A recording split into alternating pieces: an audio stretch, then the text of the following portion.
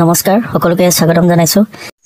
অনুগ্ৰহ কৰি চেনেলটো সাবস্ক্ৰাইব কৰিবলৈ নাপাহৰিব গতিকে এই ভিডিঅ'টো সম্পূৰ্ণৰূপে চাওক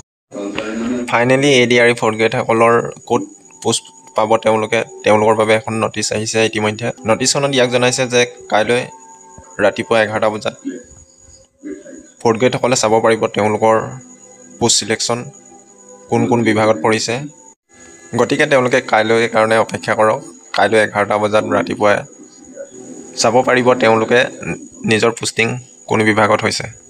সো এইটোৱে আছিল আপোনালোকক জনাবলৈ তেওঁলোকে ইয়াকো প্ৰকাশ কৰিছে যে কাইলৈ অফিচিয়েল ৱেবছাইট